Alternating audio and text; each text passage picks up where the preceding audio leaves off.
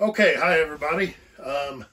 This is a little rough video on a product I've developed. It's a kind of a juice box to power your cameras when you're not hooked up to your to your truck or tow vehicle. Where this will come in handy is if you're parked in a campground, if you're boondock, dispersed camping, and you hear that thing outside in the middle of the night and you're like, what is that? Handy dandy little push of a button. You can figure out if it's a squirrel, raccoon getting in the trash. You can figure out if it's a bear trying to get in your cooler. You can figure out if it's one of them two-legged thieves trying to get in the back of your truck, steal something. If you have ATVs, side-by-sides, kayaks, any toys you can put in the camera view of whether it's your side marker cameras, whether it's your backup camera. Simple push of a button, you can tell what's going on out there. Somebody's messing around at your site, you can tell that too. Or, you know, if you're inside cooking and you want to keep an eye on the kids, you know, while they're outside, you can use that too, kind of as a baby monitor. Let's call it that for better or worse. Comes in an ammo can. What it is, it's a 7-pin connector. And once you park your camper and you get it all leveled up, you plug your 7-pin trailer harness into this socket right here. Okay. Then you set this box next to the battery or somewhere outside, and it sits there till you're ready to leave. Comes in a nice ammo can. Hopefully it's going to take a beating, stand up to years and years of use. Now, you have to bring your monitor in from your tow vehicle. And here we have the power adapter.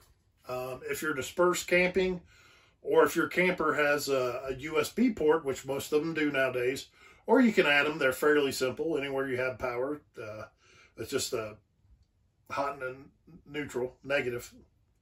Sorry, I'm electrician, AC current. But anyways, this plugs into a standard phone or tablet charger. Okay. If you have one, Tim, say like you're at a campground, this is a little transformer that steps it up from 5 volts DC to 12 volts DC. Then you plug your monitor for your camera system in, and you turn everything on. It's very, very simple. So now we're going to step outside, and I'll show you how to hook this bad boy. Okay, we're out here outside my camper. What we're going to do now is we're going to hook up the juice box. So I open it, take my 7-pin connector, line up the tab, push it in. Now it's ready to go. So what we're going to do now is we're actually going to check to make sure it works. So, sorry.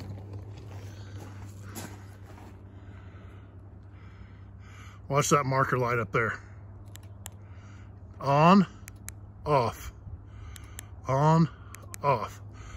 So now we know our juice box is plugged in properly and it's getting power.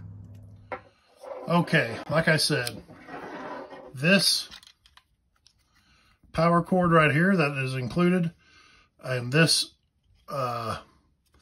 USB power supply, which is included, you plug this into here. Of course, you always got to plug them in backwards the first time. And you plug your camera into here. So now I'm going to plug this into my 110 power source to get power to my monitor that I brought in from the tow vehicle.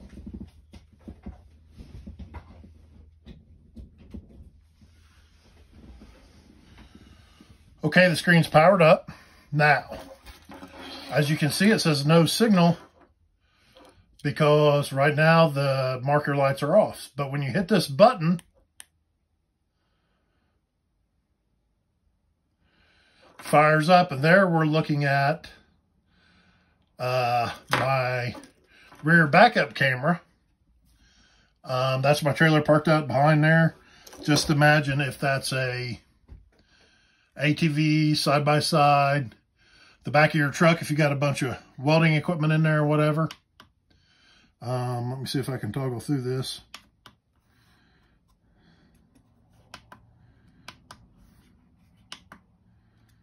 It's a select button, that's what it is. So there you can kind of see, this is my rear backup camera. That's my driver's side marker light. That's my passenger side marker light. So, you know, that right there, that was the driver's side when you're hooked up to the camper. That right there is looking at the tail marker on the passenger side. If you want to see who's coming up into your camera, maybe in the daytime, leave it right there. You can see if any kids or anything playing.